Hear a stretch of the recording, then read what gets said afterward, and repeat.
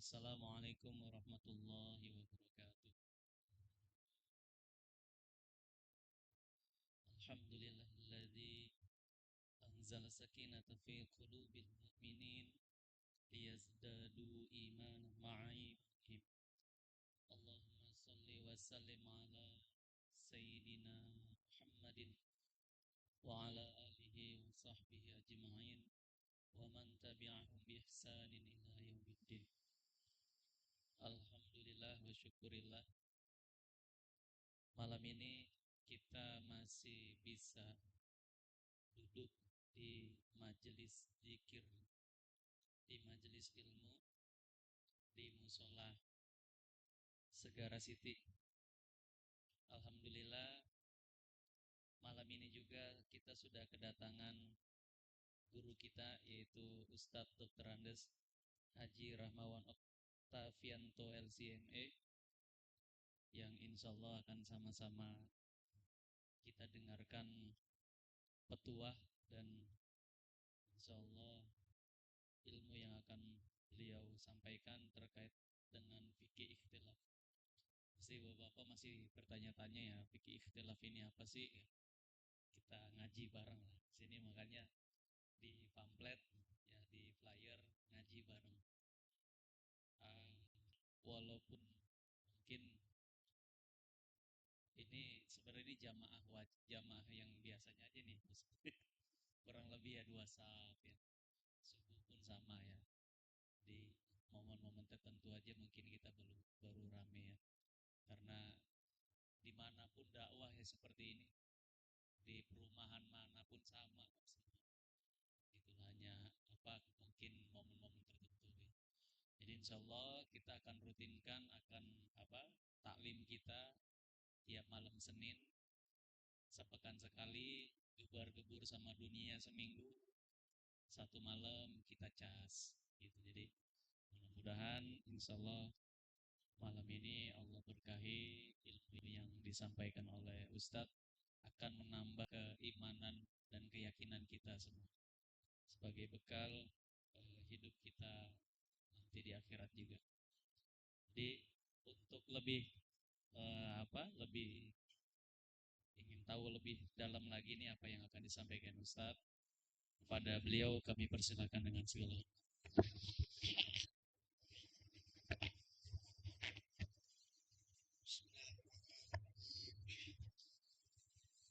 Salam.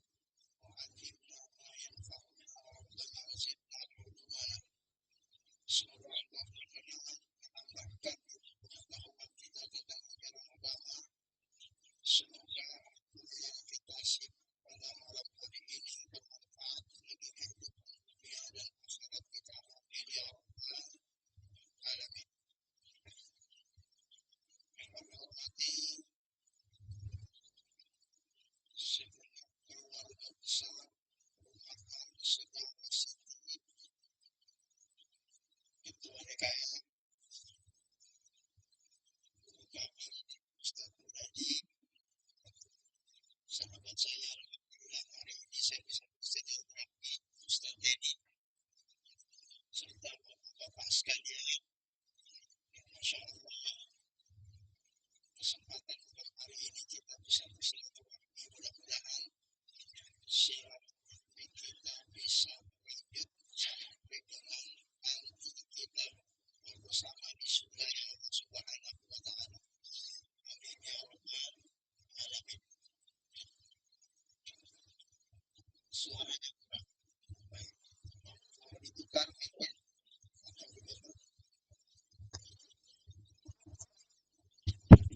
Tes satu dua. Pakai yang ini lebih jelas. Saya izin yang ini dimatikan.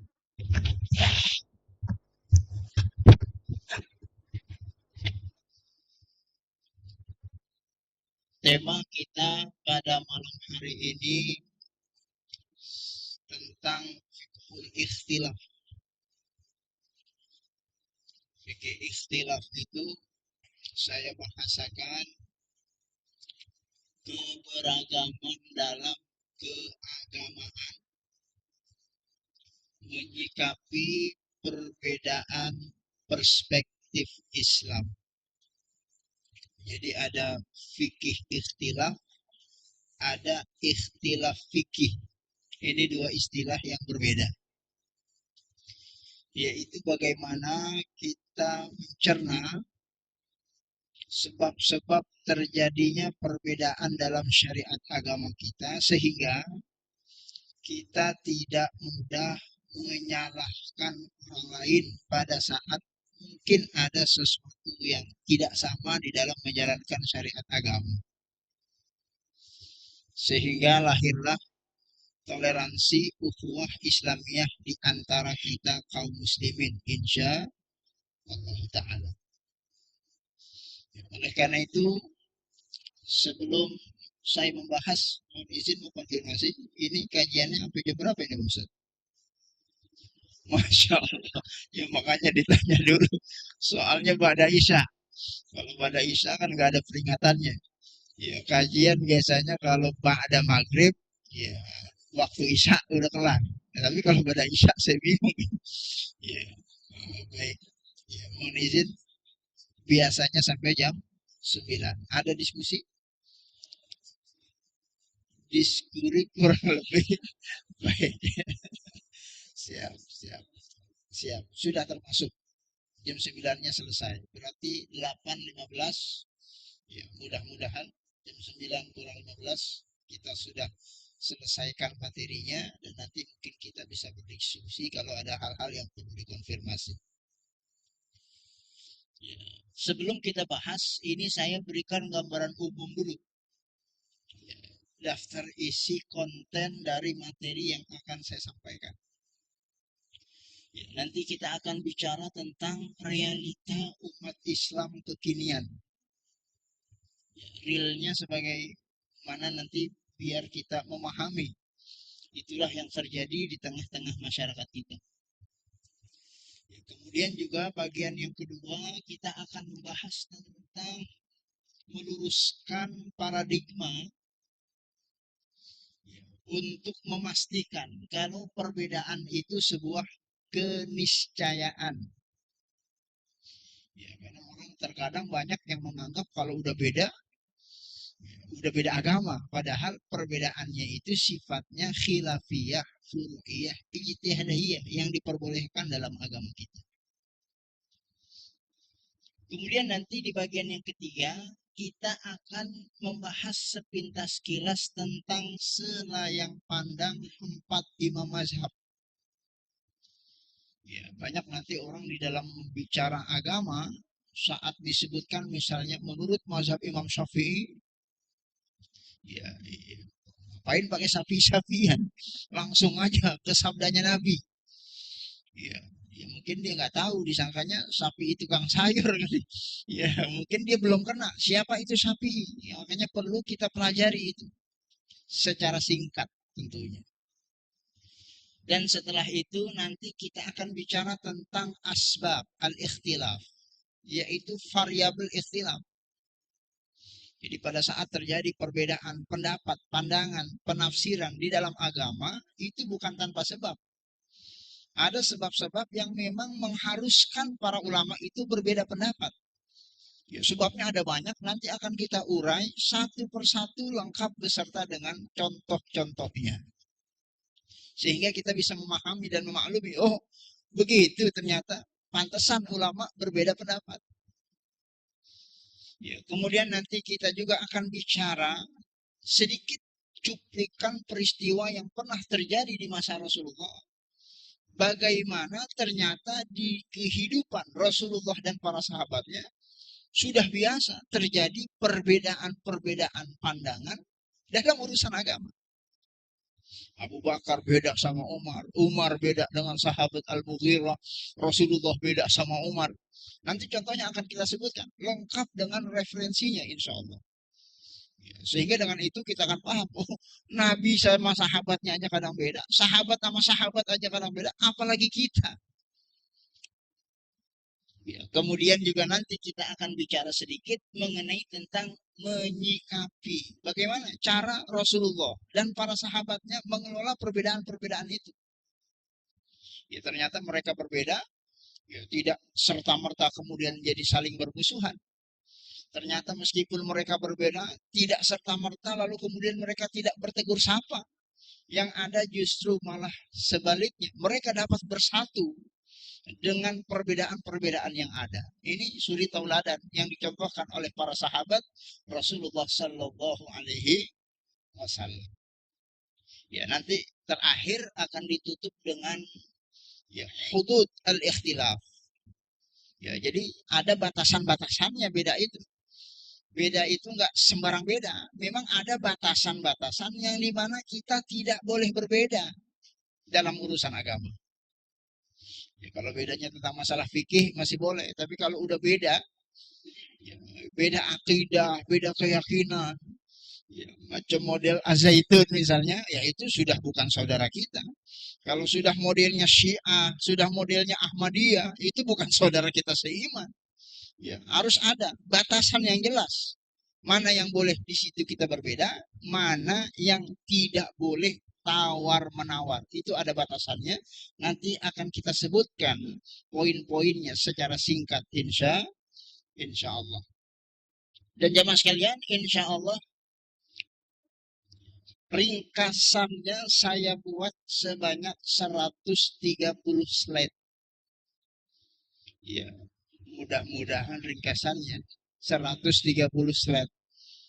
Ya, mudah-mudahan sih nggak cukup sampai jam 9 gitu ya. Ya, ini emang sengaja biar diundang lagi gitu maksudnya. Dibikin banyak. Ya, baik ya Mas kalian Waalaikumsalam. Kita masuk ke pembahasan yang pertama. Ya, realita Pak ya. Ya, ini mohon perhatikan itu ada lambar logo ya. Untuk kita ketahui bersama ada lambang logo. Yang satu logo Ormas Nahdlatul Ulama. Yang satu logo Ormas Muhammadiyah. Ini cuma sekedar contoh Pak ya. Ya, karena ini simbol ormas yang paling besar yang ada di tanah air. Ya, Bapak kalau perhatikan di tingkat grassroots masyarakat itu, ya, kadang antara antara masyarakat yang NU dan Muhammadiyah ini saling ada gambarnya tuh. Ya, cakar-cakaran. Sebagian tentunya yang tidak paham. Ya, kalau yang paham itu hanya perbedaan ormas. Kalau yang paham itu cuma perbedaan aliansi perjuangan. Kalau yang paham ya Kiai Haji Ahmad Dahlan dan Hashim Ash'ari itu ajarannya sama. Kalau yang paham ya perbedaan itu saling melengkapi. Ya, tapi ada sebagian masyarakat kita yang tidak paham menganggap ya pokoknya kalau NU ya, bukan Muhammadiyah. Kalau Muhammadiyah bukan NU. Ya, ini yang tidak paham. Makanya ini yang perlu kita luruskan. Ya, sementara kalau kita baca datanya di Indonesia itu ada lebih dari 65.000 ormas ya yang terdaftar di Kemendagri dan pemerintah daerah. Ya, Bapak bisa bayangkan ya, kalau dua ormas saja tidak bisa akur misalnya, bagaimana mungkin umat Islam ini bakal akur kalau di sana ada banyak-banyak ormas. Ya, makanya ini perlu kita pahami bersama, jangan sampai perbedaan-perbedaan itu mengerucut sehingga memperkeruh ukhuwah Islamiyah di antara kita. Ya, belum lagi nanti perbedaan majelis taklim, perbedaan partai, perbedaan capres dan cawapres, perbedaan banyak nanti perbedaan-perbedaan yang di situ terkadang menjadi celah setan untuk masuk ya, untuk memperpecah ukhuwah Islamiyah di antara kita. Maka mudah-mudahan itu tidak terjadi. Amin ya rabbal alamin. Ya, Bapak Ibu sekalian rahimahullah, ya, maaf nggak ada ibunya. Ya, apa yang diributkan? Ya, ini masalahnya kadang masalah-masalah klasik. Masalah azan sekali apa dua kali sholat Jumatnya. Masalah sholat pakai usolli apa nggak pakai usolli. Ya, urusan sholat, ya, sedekapnya bagaimana? Di atas dada apa di atas perut? Masalah kunut, pakai kunut apa enggak kunut? Ini masih masih terkadang di sebagian masyarakat. Ya lagi-lagi di sebagian masyarakat nyebut nama Muhammad pakai Sayyidina atau enggak pakai Sayyidina. Ini masih jadi permasalahan. Urusan sholat itu digerak-gerakan atau tidak digerak-gerakan. Itu juga terkadang menjadi perselisihan yang mengerucut dan menajam. Ya padahal nanti dalam perspektif fikih itu adalah pilihan-pilihan fikih yang boleh mana saja kita memilih di antara salah satu pendapat yang ada karena masing-masing ulama yang menyampaikan pendapat itu memiliki dalil-dalil yang cukup kuat kalau kita mau menelaah tentang kitab-kitab fikih baik fikih klasik maupun fikih kontemporer. Ya, apalagi jemaah sekalian rahimahullah, tiba bulan suci Ramadan. Ya, orang di bulan suci Ramadan terkadang bukannya menjadikan Ramadan bulan rahmat dan kasih sayang, ya, malah menjadikan ajang bulan perdebatan. Ya, Ramadan bulan masuk aja kita udah ribut. Ya, pakai ru'yah apa pakai hisab. Ya, padahal ditanya apa itu ru'yah dia nggak paham, apa itu hisab juga dia nggak paham. Ya, Waalaikumsalam warahmatullahi wabarakatuh. Ya, Pak Daud.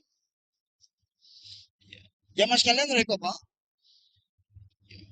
habis terawih malam harinya, Masya Allah, udah ribet lagi tuh.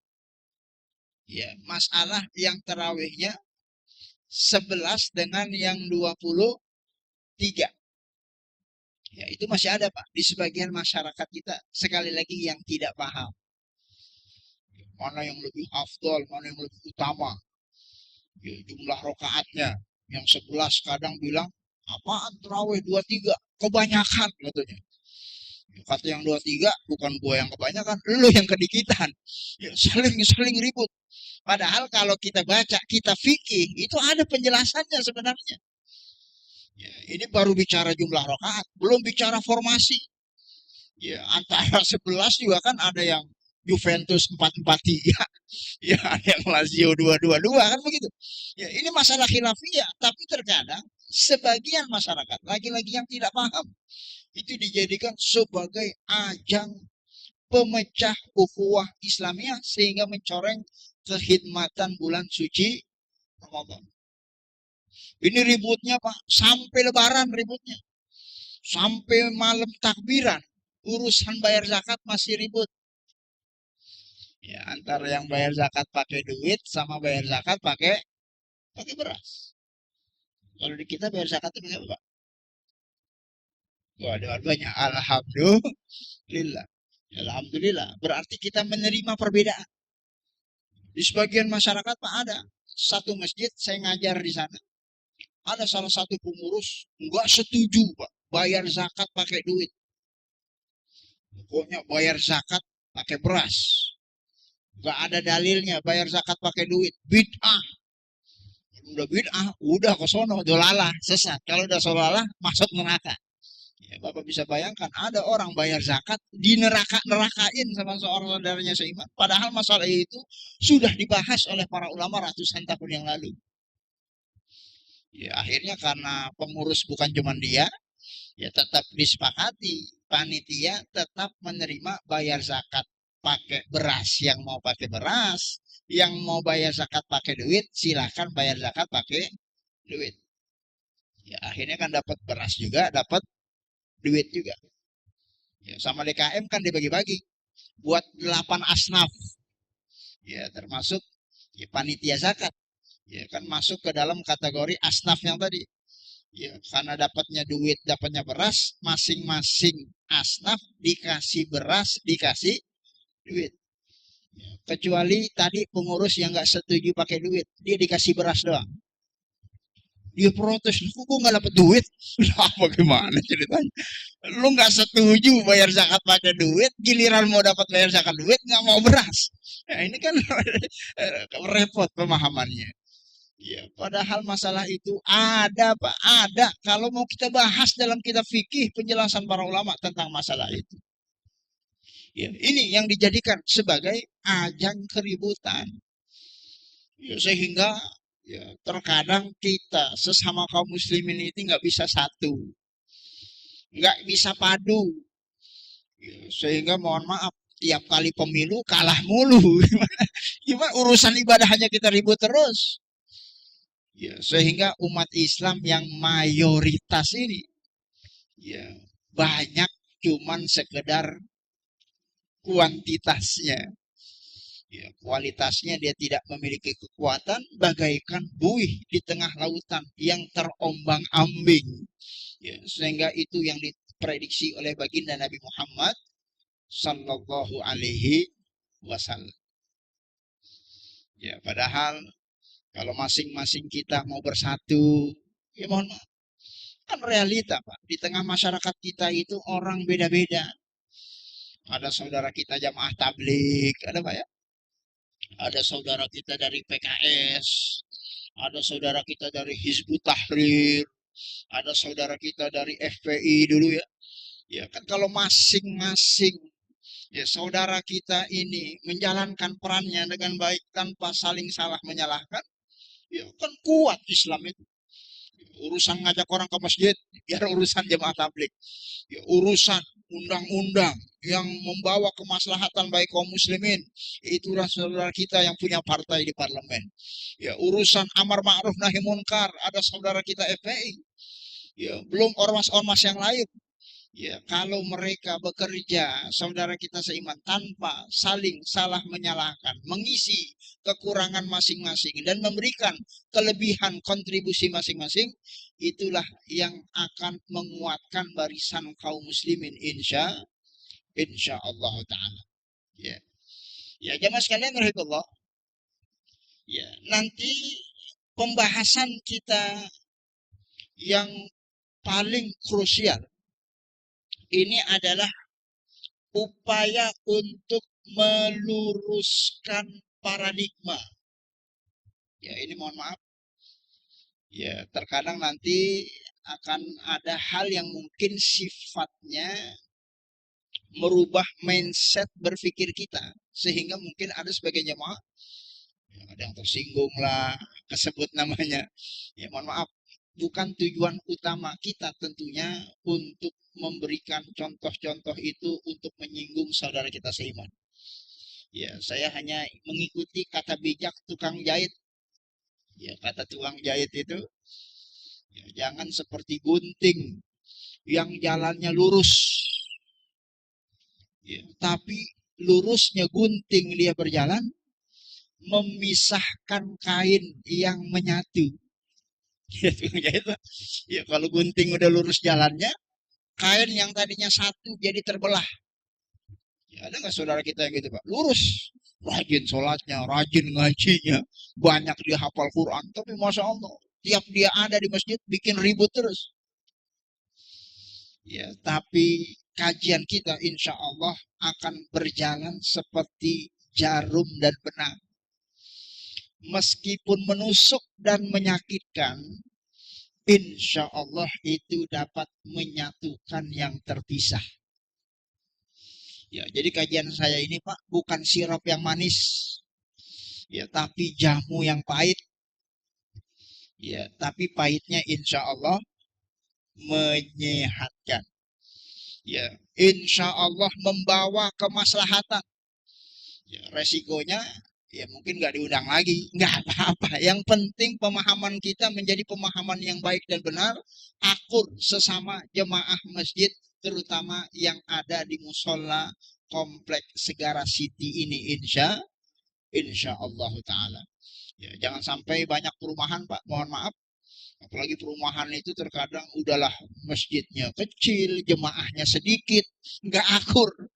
Iya, itu kan luar biasa. Ya, sementara Islam yang diajarkan oleh Rasulullah tidak begitu. Islam yang diajarkan Rasulullah, ya ini ukhuwahnya dipupuk sehingga semakin banyak jumlahnya, tetap mereka berukhuwah dengan baik karena kita semua ini adalah saudara karena Allah Subhanahu wa taala. Kita ini saudara, siapa yang mempersaudarakan kita? Allah yang mempersaudarakan kita, Pak. Dalam ayatnya ditegaskan innamal mu'minuna ikhwatun. Kita ini lain bapak, lain emak. Ya, mungkin di antara kita ada yang lain suku. Ya, saya orang Betawi. Ya, mohon maaf ngomongnya nyablak. Mungkin ada yang Sunda, ada yang Jawa. Ya, tapi Masya Allah, saya datang dari Sunter, Bapak tinggal di sini. Masya Allah, kita nggak saling kenal.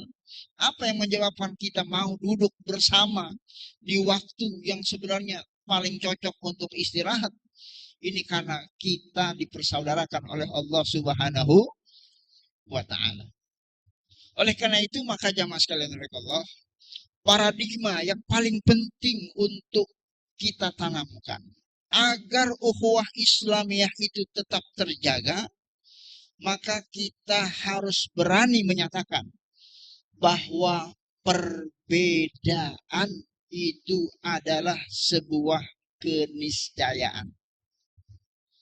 Keniscayaan itu keharusan, Pak. Ya, jadi kalau ada yang bertanya, Ustadz, beda itu boleh apa enggak sih? Beda itu bukan cuma boleh atau enggak, harus orang beda. Enggak bisa orang itu enggak bisa beda, pasti dia beda. Ya, Bapak saja pada malam hari ini tata cara berpakaiannya aja udah beda. Ada yang ke masjid pakai celana, ada yang ke masjid nggak pakai celana, ya, pakai kain sarung maksudnya. Ya, saya pakai gamis. Ya, cara berpakaian aja udah beda. Ya, kita boleh sama-sama pakai peci, tapi modelnya, ya, warnanya, motifnya udah beda-beda. Ya, ini urusan yang sepele, urusan yang sederhana. Apalagi kita bicara tentang urusan Islam. Kalau ngomong Islam itu kan bicara Quran. Yang 30 juz 114 surat. 6.360 ayat. Kalau bicara Islam itu bicara tentang ratusan ribu hadis yang pernah diucapkan oleh Nabi Muhammad SAW. Kalau bicara Islam itu bicara tentang bagaimana kaidah-kaidah bahasa Arab di dalam mencerna makna-makna yang Rasulullah SAW sabdakan. Jadi urusan yang sederhana saja kita berbeda, apalagi urusan-urusan yang jauh lebih kompleks. Oleh karena itu jamaah sekalian, kita harus pastikan dan meyakini perbedaan itu adalah sebuah keniscayaan. Sampai sini setuju apa enggak ini, Pak? Setuju apa enggak? Masih ragu-ragu kayaknya. Ya, ya kalau ragu-ragu, ya kita simulasi lah, Pak Ji, Ustaz.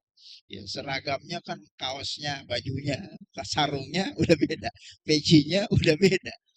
Ya, kalau memang jawabannya masih ragu, kita kasih simulasi. Ya, Bapak memperhatikan gambar yang sama di ruangan yang sama. Kalau ditanya, kira-kira barang yang digantung itu membentuk huruf apa?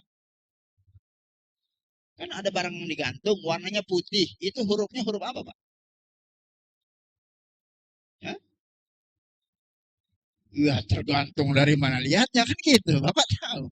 Ya, kan Bapak tahu. Tergantung dari mana lihatnya. Kalau niatnya dari kanan, ya M. Kalau nyorotnya dari depan, ya T. Kalau nyenternya dari atas, ya H. Tergantung dari mana lihatnya. Bisa nggak yang ngomong M disalahkan sama yang T? Atau yang T menyalahkan yang H? Nggak bisa. Karena apa? Barangnya sama, tapi cara sudut pandangnya yang berbeda. Makanya kata para ulama, ikhtalafat zawayatur ru'ya fakhtalafus syaklu.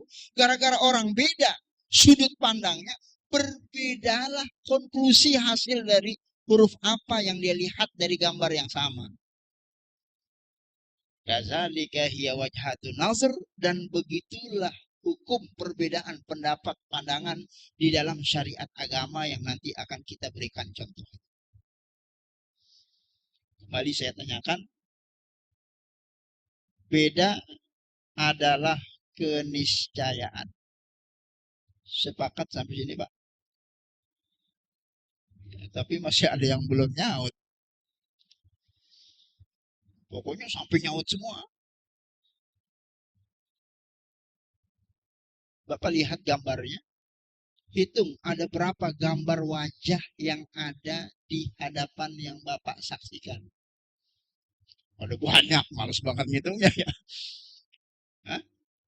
Ini kayaknya perlu hadiah kayak biar semangat ya. Ya, hadiahnya apa ini Ustaz? Umroh, umroh. Ya boleh, ketemunya di Jeddah ya. Ya, silakan. Simulasi untuk memastikan perbedaan adalah sebuah keniscayaan. Gambarnya Bapak saksikan.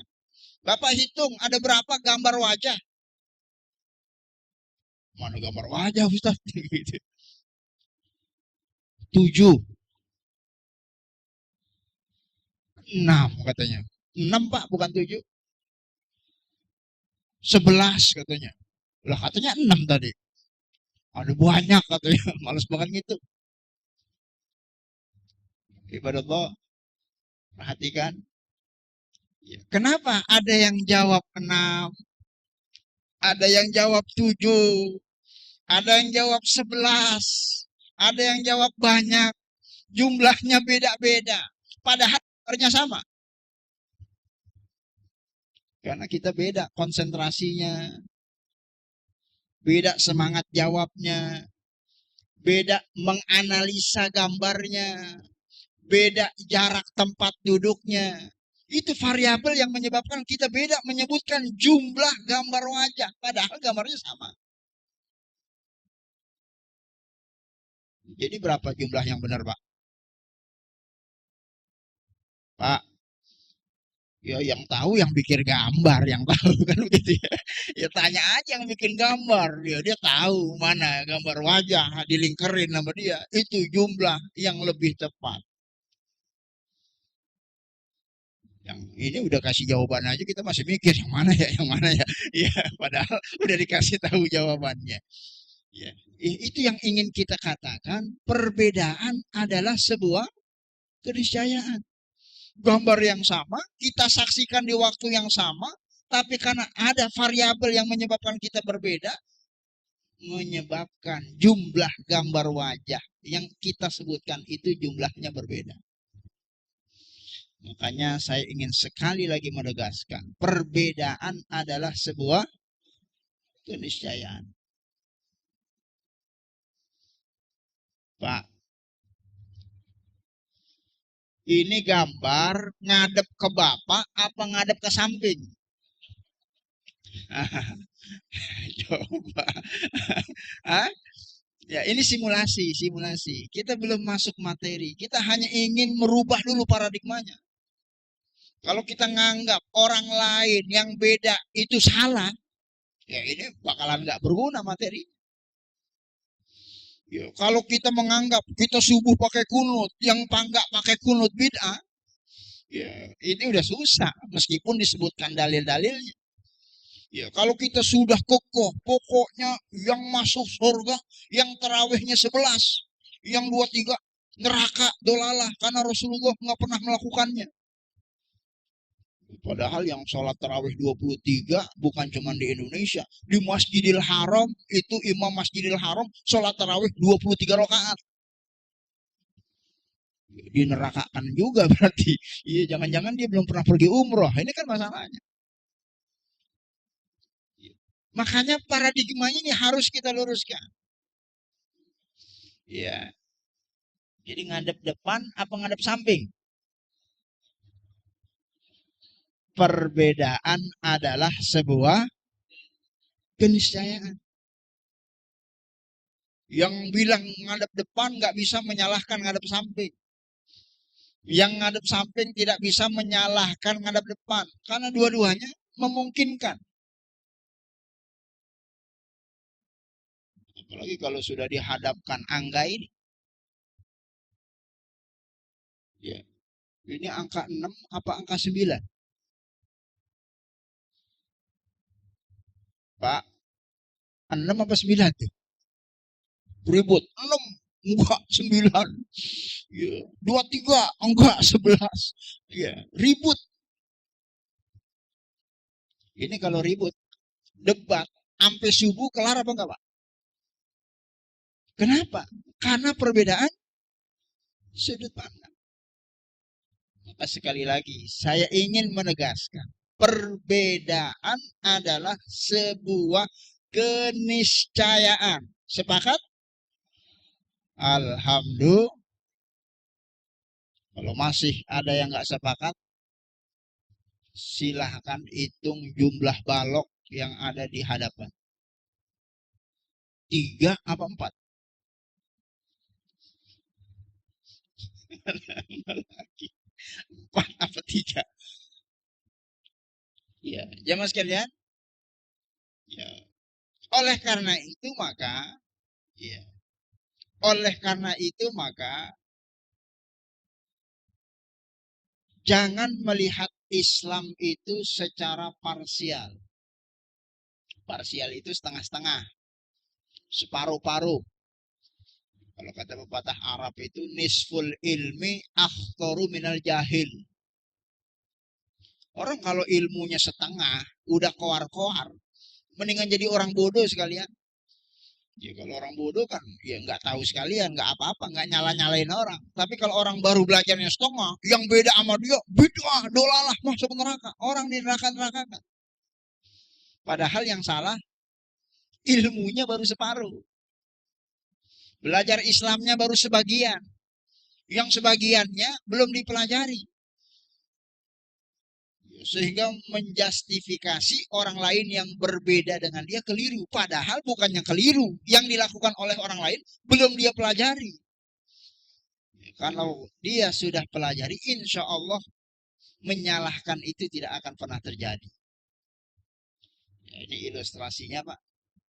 Saya orang belum pernah ngelihat gajah, ya, disuruh mendeskripsikan gajah. Apa itu gajah? Sementara matanya ketutup.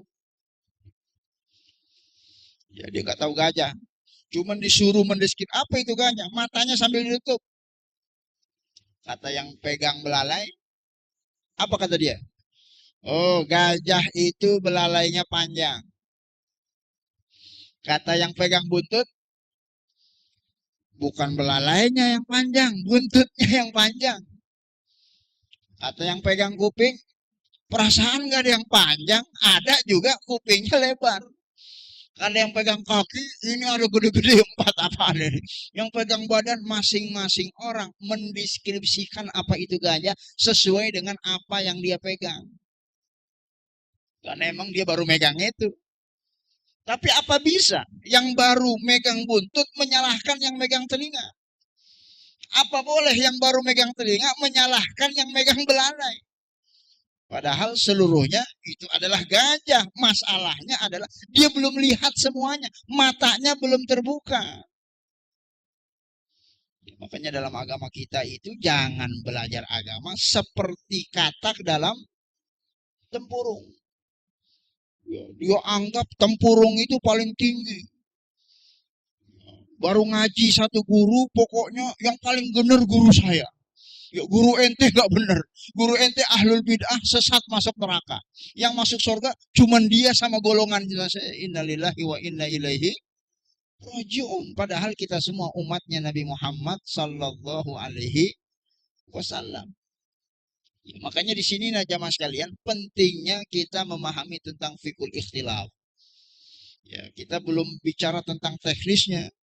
Nanti bicara fikih wudhu bagaimana, rukun-rukun wudhu kok ulama berbeda pendapat, rukun-rukun sholat kok tata caranya berbeda-beda, cara takbiratul ihramnya ada yang sepundak, ada yang setelinga, salat sedekapnya ada yang sedada, ada yang di bawah dada, cara bismillahnya dibaca ada yang dijaharkan bismillahirrahmanirrahim, ada yang disirkan sehingga nggak kedengeran bismillahnya sehingga langsung kedengeran alhamdulillahirabbil alamin. Sholat subuh ada yang pakai kunut, tidak pakai kunut.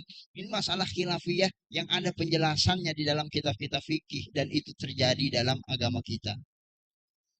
Itu adalah sesuatu yang diperbolehkan. Masalahnya terkadang sebagian masyarakat kita itu belajarnya setengah-setengah, separuh-separuh. Ibadah Allah, kalau belajar Islam setengah-setengah ini bahaya, apalagi kalau orang belajar agamanya itu keliru caranya. Ya itu yang baru separuh-separuh bukannya salah dia. Bener, cuman baru separuh. Kalau yang benar saja baru separuh, keliru hasilnya, apalagi yang memang cara belajarnya salah. Baca bukunya kebalik, memahaminya salah paham, atau paham yang salah. Ya, jadi teringat ada anak SD ujian, namanya Udin, kelas 6. Mohon maaf kalau ada yang namanya sama. Ya, di lembar ujiannya itu ada tulisan, jawablah pertanyaan berikut dengan benar dan tepat. Ya, ya, pertanyaan pertama, jawab dengan benar dan tepat. Pertanyaan pertama, siapa nama Presiden Indonesia pertama? Benar jawabnya.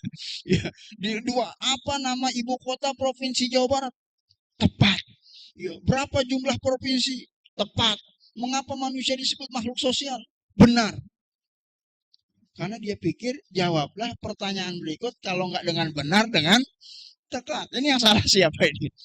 Ya, salah pahamnya, bukan salah soalnya. Ya ini banyak nanti realitanya akan kita sebutkan, Pak. Contoh-contohnya. Banyak masyarakat kita yang salah paham dalam memahami agama. Padahal yang salah bukan kesalahannya. Salahnya terletak pada orang yang menyalahkannya. Kalau ada tulisan misalnya, Bapak bisa baca nggak apa itu tulisan yang warnanya hitam ada warnanya putih di tengah-tengah kayak balok itu? Kalau nggak paham kan apaan bacanya itu? Apaan nggak ada bacaan? Kenapa? Sebagian kita mungkin tidak bisa baca itu karena tidak tahu caranya. Tapi kalaulah mau kita mengetahui caranya, silahkan Bapak menutup mata 90%. Matanya merem sambil ngintip.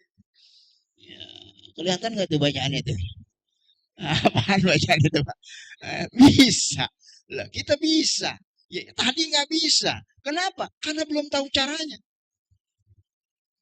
Jadi banyak orang yang tidak paham kenapa Syafi'i begitu, karena Maliki begitu. Kenapa terjadi perbedaan? Karena dia belum mempelajari fiqhul ikhtilafnya. Ya, karena dia tidak tahu, akhirnya dia malah meremehkan para ulama-ulama mazhab. Gak usah ikut Syafi'i, kita ikut aja Rasulullah. Enak banget ngomongnya, Pak. Ya, disangkanya Syafi'i itu nggak ngikut Rasulullah, karena gitu. Mafhum mukhalafahnya kan gitu, Pak. Ngapain kita pakai mazhab-mazhab? Langsung saja kita ngikut Rasulullah. Lah emangnya imam mazhab itu nggak ikut Rasulullah? Justru mereka orang yang paling berjasa menyampaikan hadis Rasulullah kepada generasi setelahnya. Kan kita jadi kurang ajar sama para ulama. Gara-gara nggak paham. Gara-gara nggak kenal.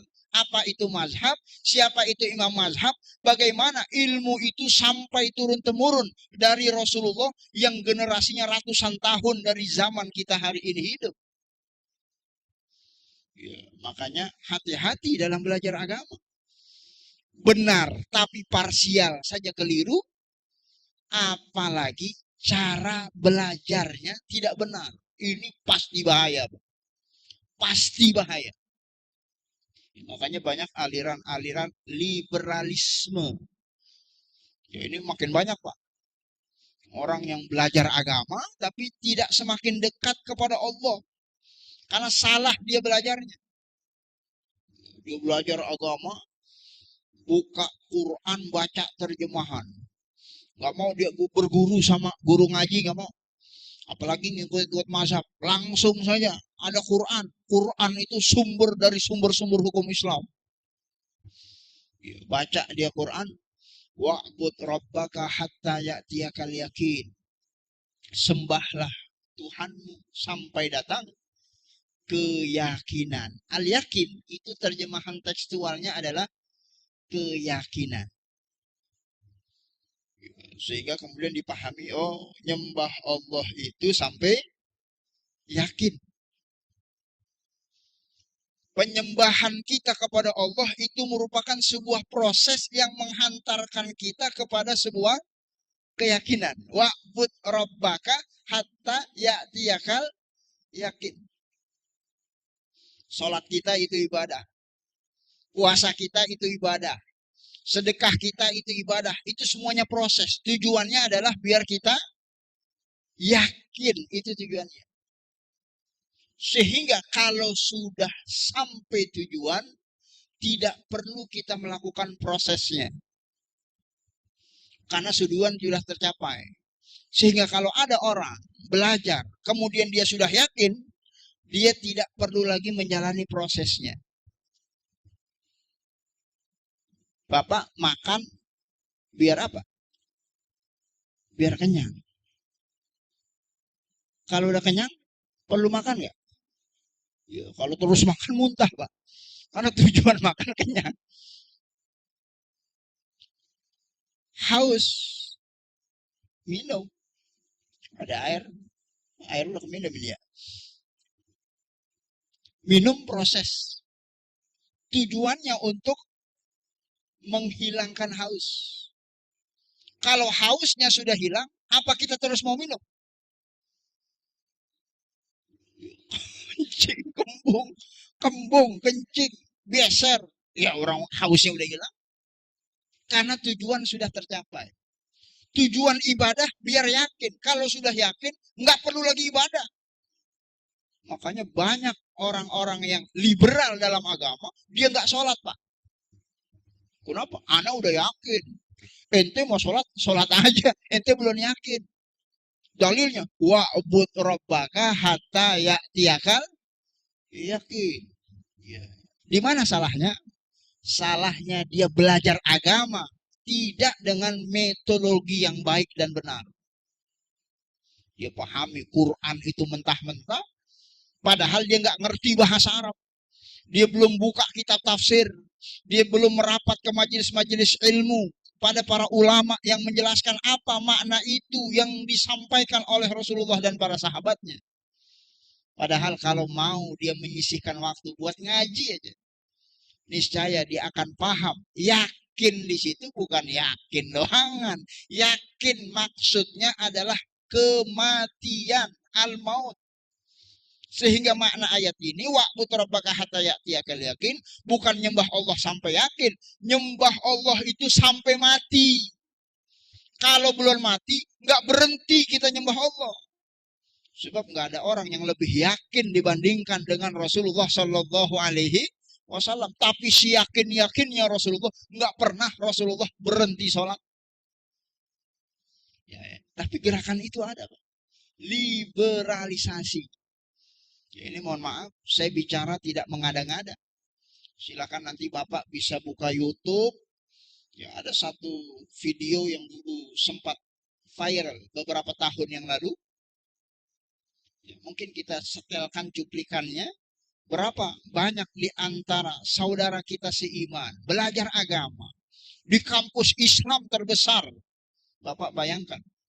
Ya, justru malah yang mereka dapatkan semakin jauh dari pemahaman agama yang benar. Ini boleh disetel durasi sekitar 4 menit. Mau disetel atau mau ditonton sendiri? Disetel ya, baik. Suaranya bisa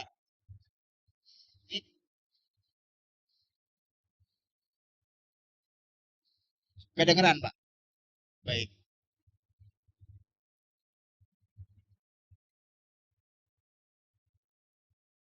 Area bebas Tuhan. Ini di kampus Islam. Lagi ospek, saya tidak sebutkan kampus, pencari Tuhan, kawasan bebas Tuhan.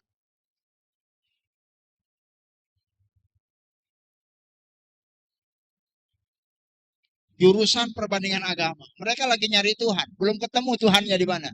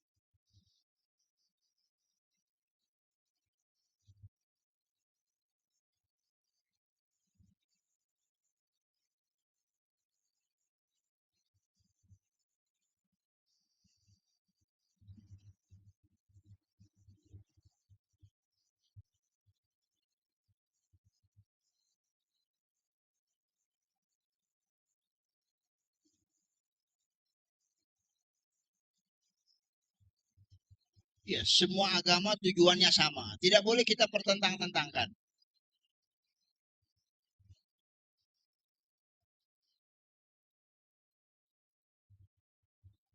Nggak boleh menganggap Islam itu paling benar. Semua agama sama.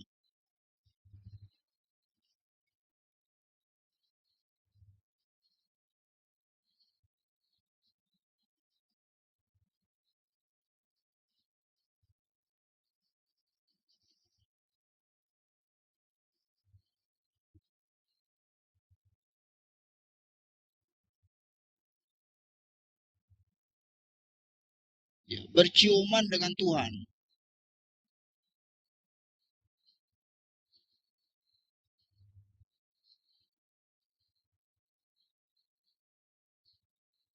Menafsirkan Tuhan.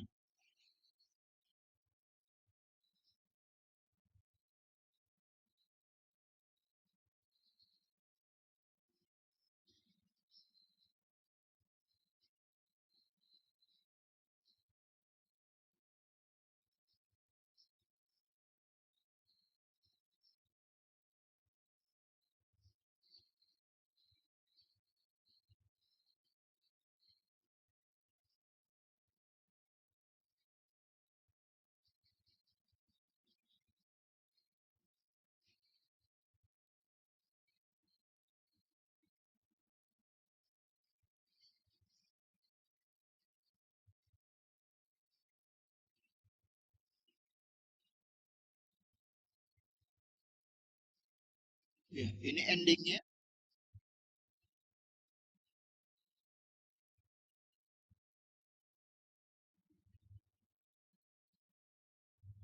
Ya, apa seperti itu? Ya, belajar Islam.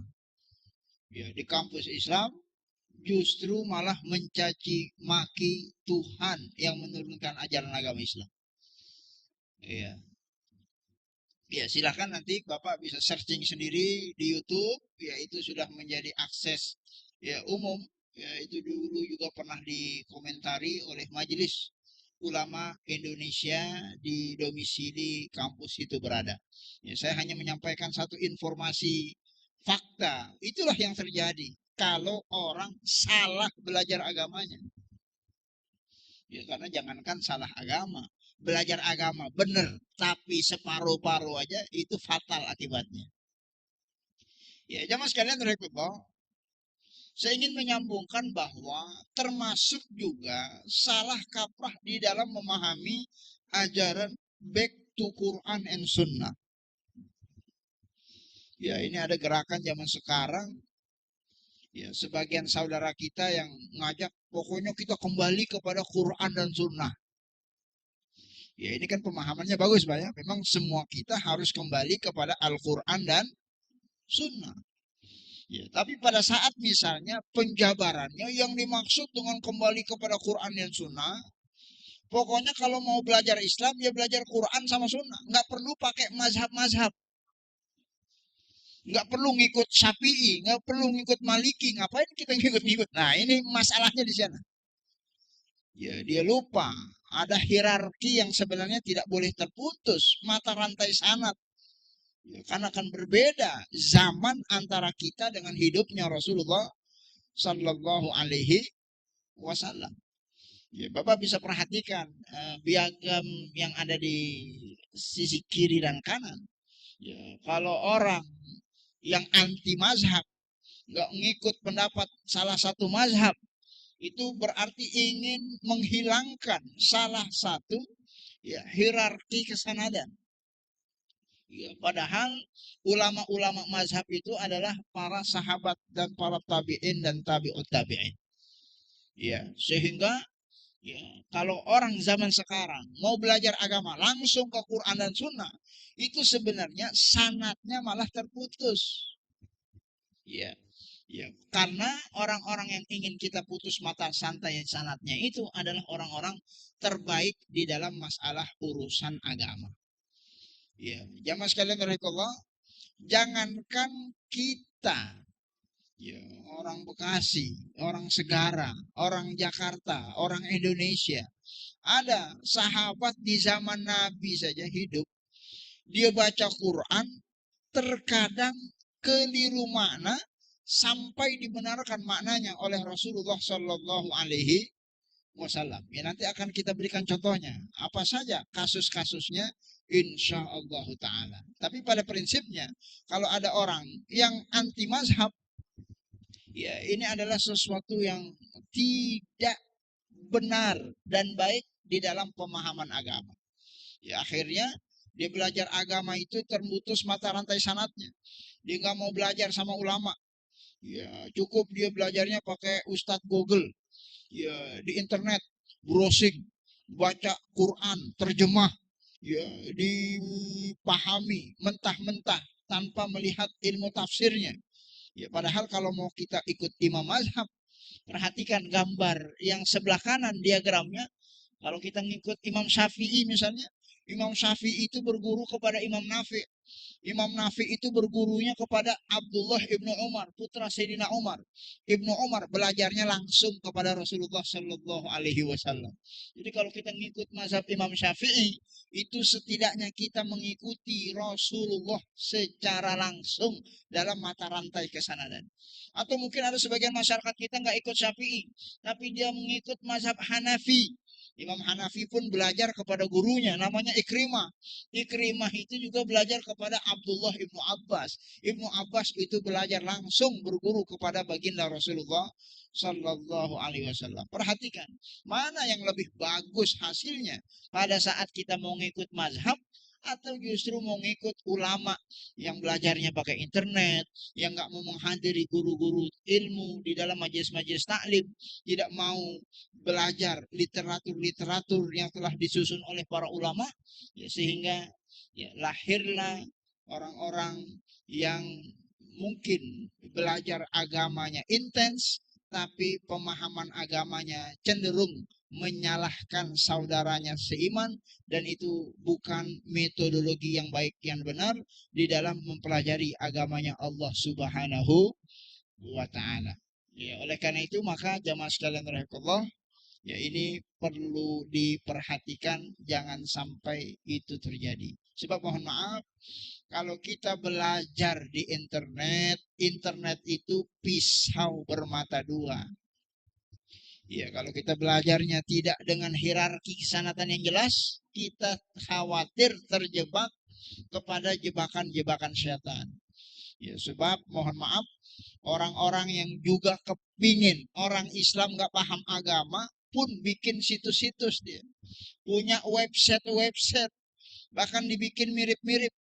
Biar apa? Biar ada orang yang cari informasi tentang agama, diklik dari situs yang mereka buat, sehingga pemahamannya itu justru bukan pemahaman yang sesuai dengan Al-Quran dan Sunnah baginda Nabi Muhammad Sallallahu Alaihi Wasallam. Ini salah satu di antaranya. Banyak situs-situs Islam itu dipalsukan oleh orang-orang Syiah. Ya, sengaja. Biar kalau kita salah ketik, salahlah nanti isi konten dari isinya, sehingga kita keliru di dalam memahami agama. Ya, orang Syiah bikin situs yang mirip-mirip dengan situs beneran. Sehingga banyak orang yang terjebak pada aliran-aliran Syiah. Yang mana Syiah itu adalah aliran sesat, dan yang bilang Syiah sesat itu bukan saya. Majelis Ulama Indonesia sudah mengeluarkan fatwa Syiah itu merupakan ajaran yang sesat dan menyesatkan. Mudah-mudahan jemaah kita tidak ada yang terindikasi berafiliasi dengan aliran Syiah. Amin ya Rabbal Alamin. Ya, jamaah sekalian rahimahullah, ini sudah 1 jam saya bicara. Baik. Iya, kalau Bapak mau enak dengerin aja. Ya sambil nyender. Lah saya ngos-ngosan ini. Ya mungkin kita isi dulu untuk diskusi tanya jawab. Ya, ini sebab kalau dipencet terus nggak habis-habis kan 130 slide tadi saya bilang 130 slide. Ya mungkin dari sini dulu ya kita berikan kesempatan untuk diskusi, sharing informasi, atau mungkin ada sebagian kita yang ingin menambahkan informasi terkait dengan beberapa subtema yang kita sampaikan pada malam hari ini yang mudah-mudahan bermanfaat bagi kita semua. Saya kembalikan kepada DKM kita.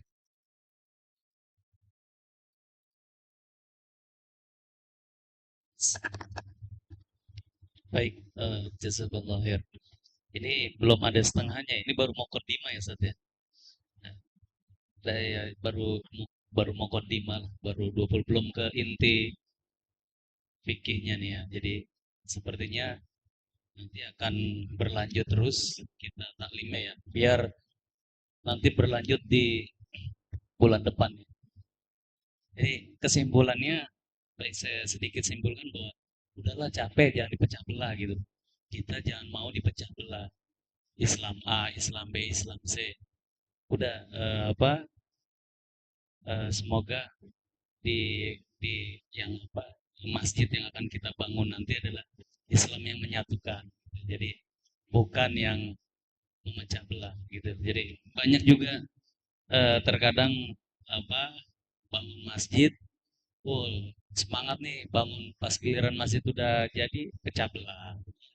Itu seneng banget itu kaum liberal ngelihat kita pecah belah terus. Jadi kurang lebih seperti itu ya kesimpulannya. Baik, Bapak ada yang ingin ditanyakan atau didiskusikan?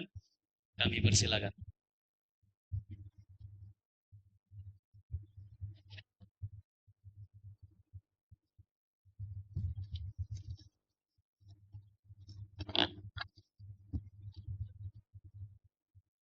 Assalamualaikum.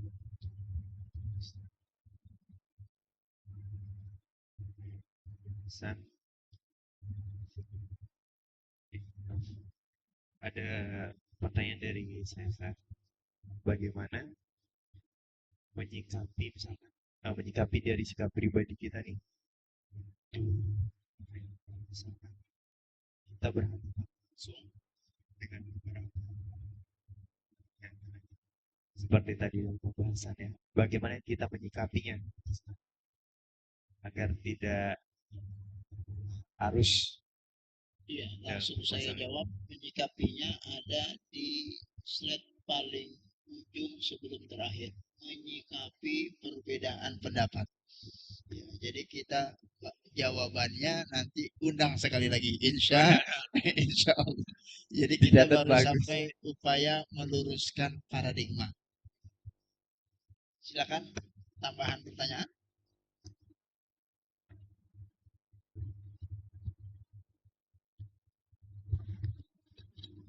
Ya udah saya Ustaz.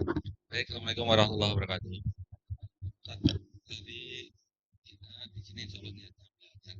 Jadi dikatakan bahwa ketika belajar setengah-setengah itu berbahaya. Masalahnya ketika kita coba belajar Islam yang begitu luas, itu kan waktu dan kesibukannya terus menerus. Bagaimana bisa memastikan bahwa saya ini memahami Islam jangan-jangan yang saya pelajarin ini baru setengah-setengah.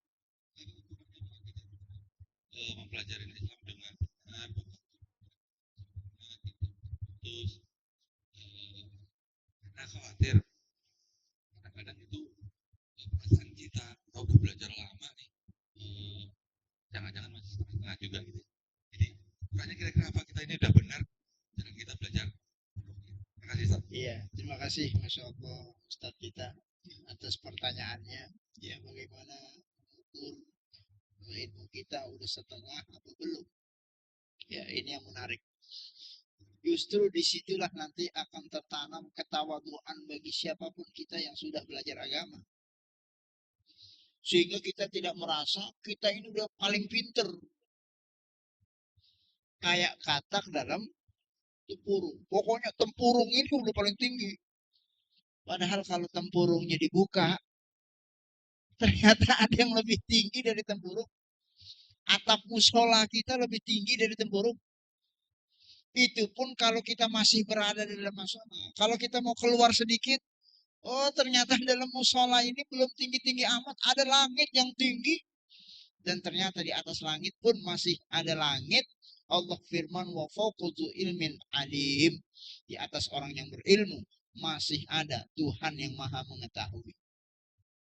Ya, sehingga jamaah sekalian rahimahullah, ya, dengan ilmu yang kita miliki, kita tidak merasa menjadi orang yang paling tahu sehingga mudah menyalahkan orang lain. Sehingga akan muncul sikap kalau ada orang yang beda sama kita, ya kita jadi mengukur diri, jangan-jangan bukan dia yang salah.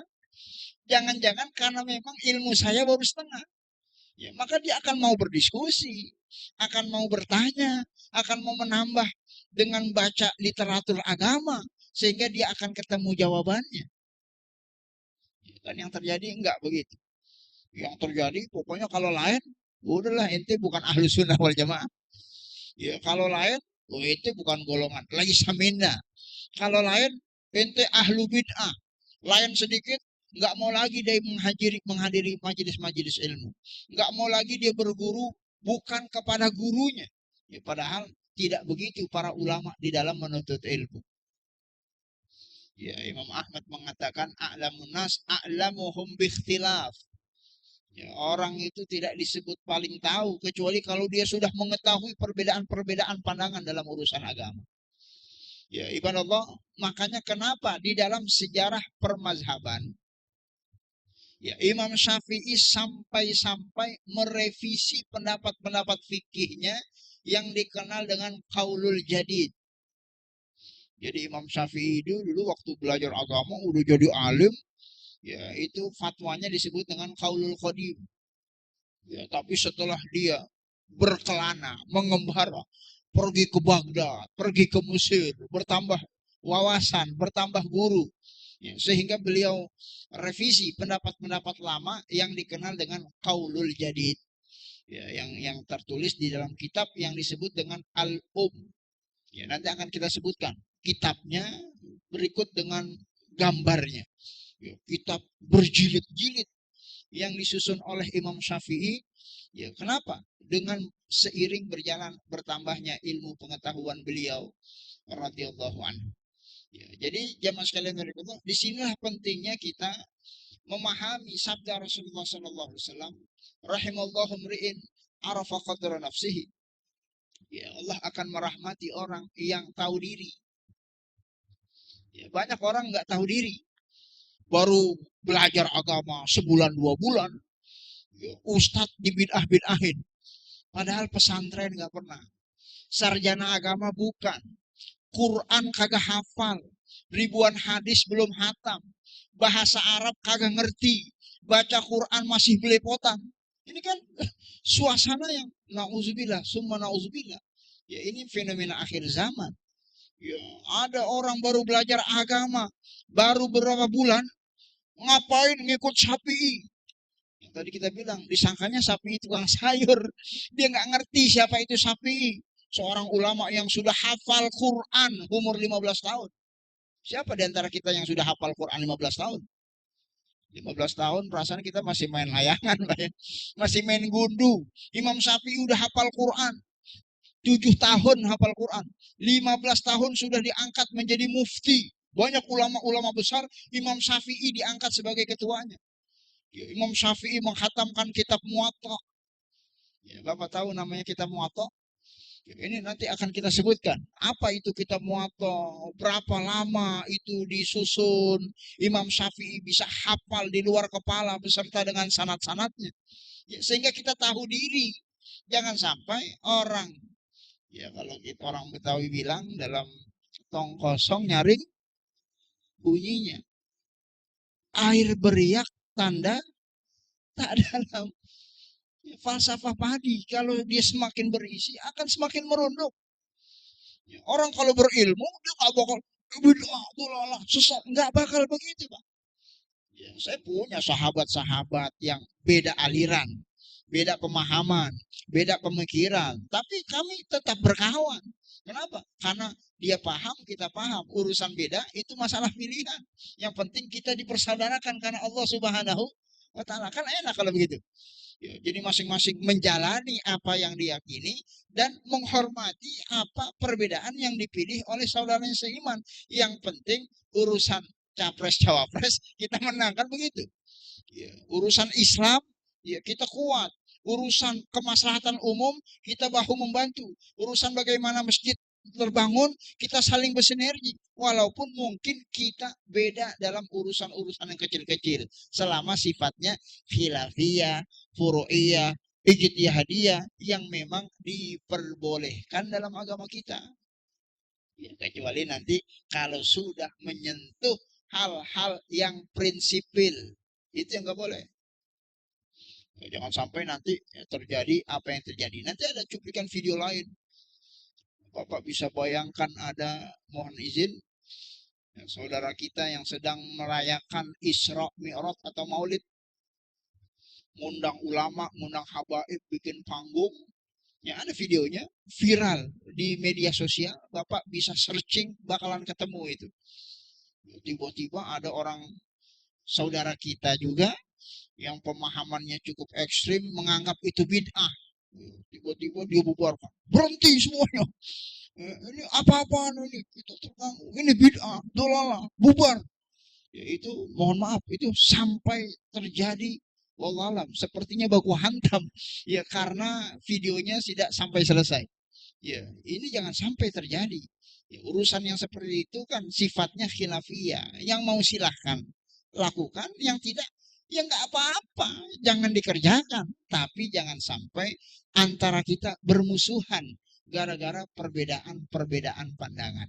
Ya, tapi kalau kita mau ya memahami, ya, mengakui kekurangan diri, oh jangan-jangan memang saya baru pegang buntut. Coba nanya ente yang megang belalai apa sih? Ya, seperti diskusi antara Syafi'i dan Imam Ahmad. Ya, mohon maaf. Ya, Imam Syafi'i, Imam Ahmad itu beda mazhab. Tapi hubungan mereka adalah hubungan antara guru dengan murid. Yang namanya Imam Ahmad itu berguru kepada Imam Syafi'i. Syafi'i juga merupakan muridnya Imam Malik. Nanti akan kita sebutkan sejarahnya. Ya, tapi meskipun mereka guru murid, urusan beda, ya nggak apa-apa.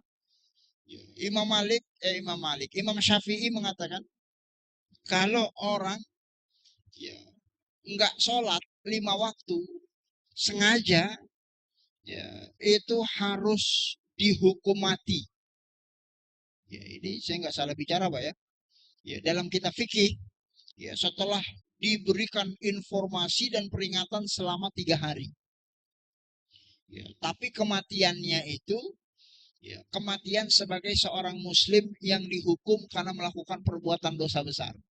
Artinya kalau udah dihukum mati dia masih bisa disolatkan jenazahnya karena itu jenazah adalah seorang yang muslim. Hanya dia bermaksiat meninggalkan sholat secara sengaja. Tapi kalau menurut Imam Hambali, Ahmad bin Hambal, muridnya Imam Syafi'i enggak. Pokoknya enggak sholat kafir, murtad. Ya, ya. Harus dihukum juga. Hukumnya sama, hukuman mati. Matinya bukan sebagai orang Islam. Ya, sehingga nggak boleh disolatkan. Ya, terjadi perbedaan. Tapi Imam Syafi'i tidak menutup diri berdiskusi. Ya, nanti isi diskusinya insya Allah akan kita sampaikan ya, di pertemuan yang berikutnya.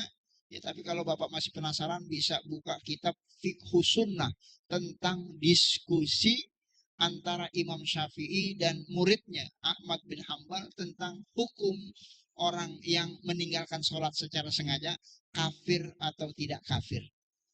Ya, itu terjadi. Tapi mereka tetap berguru, mereka tetap menimba ilmu, mereka tetap berdiskusi, mereka tetap bersaudara. Ya, sampai-sampai ibadah Allah, saking hormatnya Ahmad bin Hambal kepada gurunya Imam Syafi'i, disebutkan dalam kitab Ihya Ulumuddin disusun oleh Imam Al-Ghazali. Kitab Ihya disebutkan sampai-sampai kata Imam Ahmad, saya sholat selama 40 tahun tidak pernah meninggalkan, saya doakan guru saya Imam Syafi'i. Luar biasa. Ada seorang murid yang senantiasa mendoakan gurunya selama 40 tahun, nggak pernah dia tinggalkan. Ya, padahal dalam urusan agama banyak perbedaan-perbedaan. Sampai-sampai anaknya Imam Ahmad bertanya, wahai ayah, siapa sih Syafi'i itu? Kok setiap engkau sholat, engkau selalu berdoa untuknya? Ya, disebutlah kelebihan-kelebihan Imam Syafi'i yang merupakan guru dari Imam Ahmad bin Hambal rahimahullah ta'ala.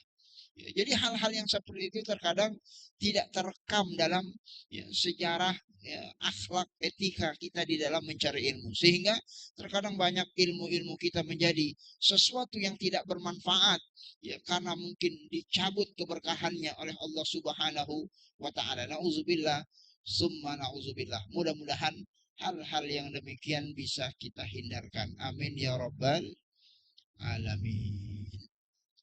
Mudah-mudahan bisa menjadi sedikit jawaban, bisa memahami tentang apa yang barusan tadi ditanyakan. Cara mengukur tentu kita sendiri yang lebih paham sampai mana ilmu kita, sehingga kalau ada orang lain yang salah, jangan-jangan bukan mereka yang salah, jangan-jangan kita yang salah, atau jangan-jangan memang kita belum tahu ilmunya.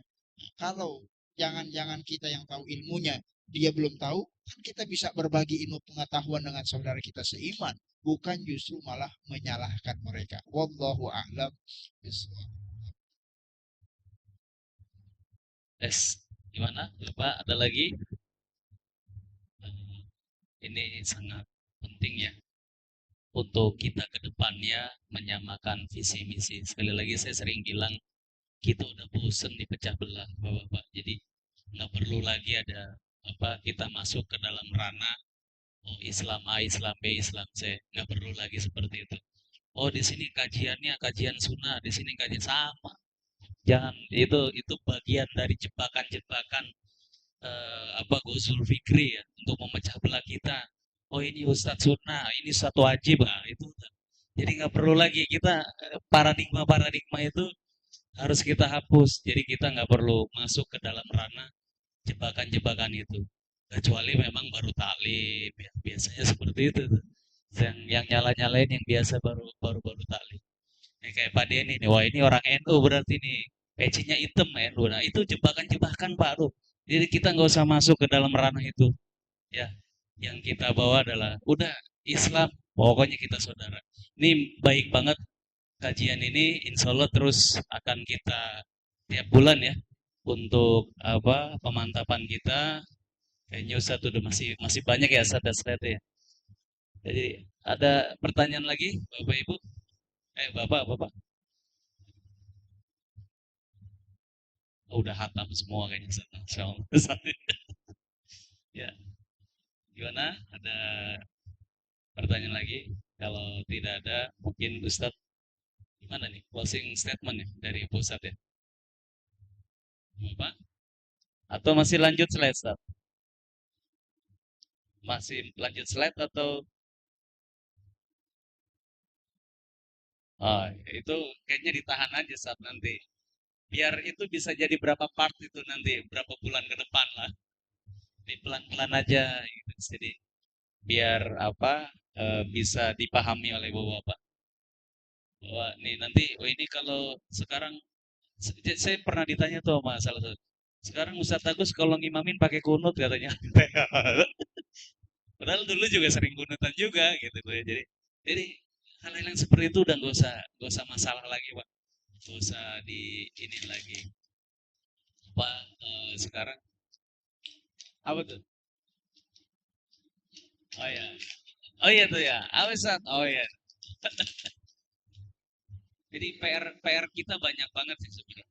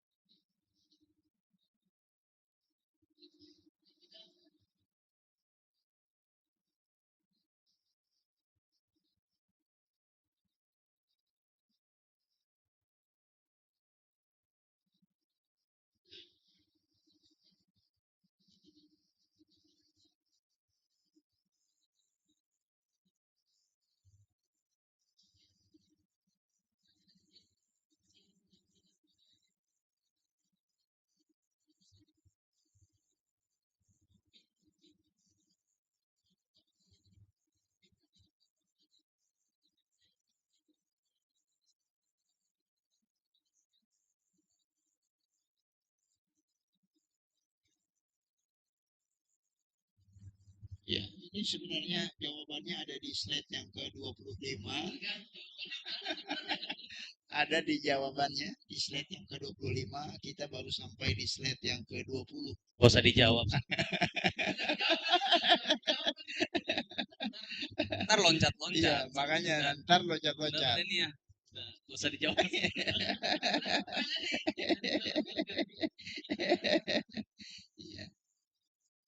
iya, iya. Karena insya Allah itu memudahkan. Sebab pada prinsipnya ada satu hadis yang dinukil oleh Yusuf Al-Qaradawi dalam kitabnya Fiqhul Ikhtilaf tentang ikhtilaf ummati rahmah. Ya, memberikan kemudahan bagi kita untuk memilih dan memilah pendapat-pendapat yang ada yang disampaikan oleh para ulama. Ya, contoh sederhana misalnya pada saat dalam mazhab Imam Syafi'i apapun yang keluar dari binatang itu merupakan najis. Ya, tai kotok najis, kemudian tai burung najis karena keluar dari kotoran binatang. Tapi ada satu mazhab yang menyatakan kecuali kotoran-kotoran binatang yang halal dimakan dagingnya. Ya, sehingga yang najis itu cicak tainya. Ya karena cicaknya haram untuk dimakan.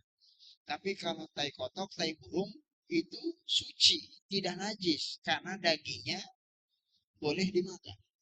Nah, ini kan karena ada perbedaan itu sebenarnya kita boleh memilih salah satu pendapat yang mana saja karena dua-duanya ada dalilnya, ada landasannya. Ya, nanti disebutkan dalilnya Syafi'i ini, dalil mazhab lain ini disebutkan riwayat-riwayat. Ya, nanti ini akan memudahkan kita pada saat misalnya ada keperluan tertentu. Kita sholat di Masjidil Haram misalnya. Di Masjidil Haram itu kalau nggak kebagian di dalam, di luar itu banyak tai burung. Ya, ya, bahkan bukan cuman burung dara. Ada jemaah kita kadang lagi berak, diberakin burung. Ya, lagi sholat di Masjidil Haram di luar diberakin burung. Ya, maka kita bisa memilih mazhab yang membolehkan bahwa kotoran burung itu bukan sesuatu yang najis. Ya, karena burung adalah binatang yang halal dimakan dagingnya. Ya, sehingga kita bisa melanjutkan sholatnya dan sholat kita sah dan itu dibolehkan dalam agama kita. Jadi perpindahan-perpindahan dari mazhab ke mazhab, ya ini adalah sesuatu yang diperbolehkan. Ya, nanti redaksinya ada di slide yang ke-25 lengkap dengan referensi kitab yang kita jadikan sebagai rujukan insya Allah. Jadi memahami fikul ikhtilaf ini insya Allah akan memudahkan kita tidak saklek dalam beragama. Ya, contoh masalah kunut aja, yang sederhana masalah kunut. Ya, sebenarnya masalah kunut itu silakan. Bapak mau pakai kunut silakan, tidak juga silakan. Ini masalah khilafiyah. Yang pakai kunut mazhab Syafi'i, yang nggak pakai kunut mazhab Hambali. Ya, pilih yang mana saja, silakan. Dua-duanya disampaikan oleh ulama mazhab, masing-masing ada dalilnya. Ya, jangan kemudian kita baru ngaji subuh nggak pakai kunut, yang pakai kunut di bid'ah-bid'ahin, gak ada dalilnya.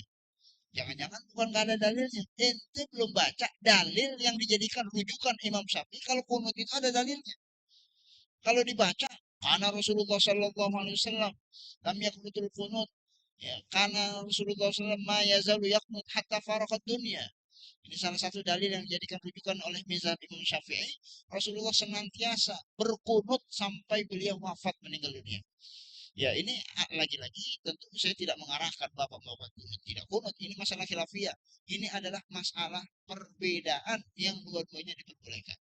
Kan tetapi yang perlu disepakati oleh para ulama, ya, tidak ada satupun ulama yang menyatakan orang yang sholat subuhnya nggak pakai kunut tidak sah. Ya, karena kunut bukan rukun dari rukun-rukun sholat. Ya, artinya sebenarnya nggak ada masalah. Kita pakai kunut sholatnya sah, nggak pakai kunut juga sholatnya sah. Sehingga kita lebih fleksibel beragama. Ketimbang saklek. Pokoknya subuh harus pakai kunut. Imamnya nggak pakai kunut.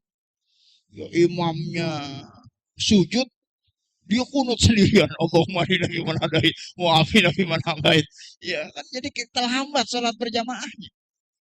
Ya, ya sebaliknya imamnya pakai kunut, ini bid'ah nih imamnya, dia diem aja. Ya imamnya padahal doa Allahumma hdina fiman hadait, diem aja. Wa'afina fiman. Yang lain amin, yang lain amin. Karena yang lain pakai kunut. Ya, yang nggak pakai kunut bid'ah nih, bid'ah nih. Padahal imam itu mendoakan buat dia yang sholat di belakang makmum, di belakang imam. Ya ini jadi tidak fleksibel. Ya, padahal menurut Ibnu Taimiyah, kalau sedikit saja dia mau baca kitab, Ibnu Taimiyah itu mazhabnya mazhab Hambali, Syekhul Islam. Subuh dia nggak pakai kunut. Ya, subuh Ibnu Taimiyah nggak pakai kunut. Tapi pada saat ditanya apa hukumnya seorang makmum yang subuhnya nggak pakai kunut, ternyata bermakmum kepada imam yang pakai kunut. Apa sikapnya makmum? Kata Ibnu Taimiyah, si makmum harus mengaminkan kunutnya imam karena dia sholat di belakang imam. Urusan kunut gak kunut terserah, tapi kalau kita sholat jamaah, makmum harus ngikutin imam. Ya, kan enak. Ya, imamnya kunut, oke kita kunut. Imamnya gak kunut, oke kita nggak pakai kunut. Ya, jangan malah besok-besok gue gak sholat di masjid ini lagi. Udah beda. Ya beda. Ya, ya, akhirnya tidak tercipta ukhuwah Islamiyah di antara kita hanya gara-gara masalah kunut. Padahal masalahnya simple. Buka kitab 4 mazhab, ya, ketemu itu masing-masing mazhab beserta dalil-dalil argumentasi yang disampaikan antara yang pakai kunut dengan yang tidak pakai kunut. Ya, sehingga kita lebih fleksibel dalam beragama, ya, menghargai pendapat orang lain meskipun kita memilih dengan pendapat yang berbeda. Sehingga tercerminlah. Ya, nanti akan kita berikan contohnya, Pak. Salah satu contohnya juga ada slide di sekian ya. Ya, saat misalnya, oh mau difoto, Masya Allah. Ya, mau sampai belakang, baik. Ya, nanti akan kita sebutkan contoh-contohnya yang diberikan sangat baik oleh para ulama sebagai suri tauladan yang nanti akan bisa kita pelajari. Ya, di antaranya nanti ada peristiwa antara Kiai Abdullah Syafi'i dan Buya Hamka pada masanya. Ya, termasuk nanti juga ada Imam Syafi'i yang pernah menjadi imam saat dia berada di Baghdad. Ya, dia malah nggak pakai kunut, padahal mazhabnya pakai kunut. Ya, nanti juga ada peristiwa, cuplikan video, saya setelkan videonya. Ada Imam Masjidil Haram yang saat sholat jadi imam di Masjid Istiqlal, bismillahnya nggak dijaharkan. Padahal biasanya dia sholat di kampungnya, bismillahnya itu disirkan. Ya ini kan satu informasi yang menarik buat kita semua bagaimana sikap-sikap para ulama mengajarkan kepada kita bahwa masalah khilafiyah ini masalah pilihan tidak perlu dibesar-besarkan dan kita harus saling menghargai kalau terjadi perbedaan di antara kita. Wallahu a'lam bishawab. Iya, dulu pernah ada yang bicara sama saya gitu. Kalau kayak begitu berarti apa semacam apa nggak punya sikap dong. Bukan, itu bukan nggak punya sikap, malah seperti ini kedewasaan dalam beragama. Jadi bukan tidak punya sikap di saat di saat imamnya zahar ikut zahar, di saat tidak, bukannya kita semacam nggak punya prinsip ya, bukan, tapi ini kedewasaan dalam beragama. Jadi perlunya kita mempelajari fikih ikhtilaf ini agar kita dewasa dalam beragama gitu. Gimana Bapak, ada pertanyaan lagi? Kalau nggak ada, udah jam 9, besok Bapak-bapak akan ada aktivitas lagi. Dan jangan lupa malam Senin lagi ya, pekan depan kita ngaji bareng lagi di sini.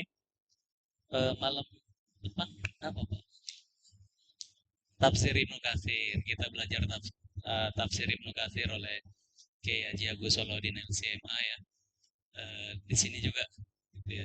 Insya Allah nih mudah-mudahan jadwalnya udah tetap ya dari bidang pendidikan ya.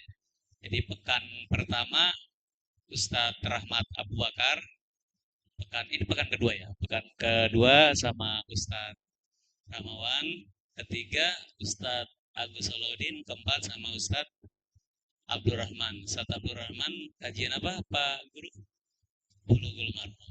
Insya Allah ini udah sudah kita petakan ininya ya, kajian-kajiannya. Semoga kita semua bisa ikut terus nih pengajiannya, semakin jangan cuma nambah ilmu tapi nambah iman. Harus nambah iman harus ya. Jadi 5 waktunya ada peningkatan. Peningkatan bukan makin habis ya soalnya. Peningkatan 5 waktunya di sini, subuhnya di sini ya. Bapak, alhamdulillah malam ini udah selesai, tidak ada pertanyaan lagi. Sebelumnya kami persilakan kepada Pak Bayu. Ustadz, ini ada sedikit apa ya? Cindera mata. Oke. Dari Yayasan Masjid Raya Segara City. Bapak-bapak dipoto dulu. Baik. Kalau size-nya nggak cukup, langsung koordinasi sama Pak Gunadi ya, Ustadz ya. Ya, udah tahu ya ukurannya ya, Ustadz ya. Baik. Alhamdulillah, semoga pengajian kita lancar terus, nggak ada halangan apapun. Kedepannya langkah kaki kita juga makin diringankan oleh Allah untuk menghadirinya. Dan untuk malam ini mari sama-sama kita tutup dengan doa penutup majelis. Subhanakallahumma wa bihamdika asyhadu an la ilaha illa anta astaghfiruka wa atubu ilaik. Assalamualaikum warahmatullahi wabarakatuh.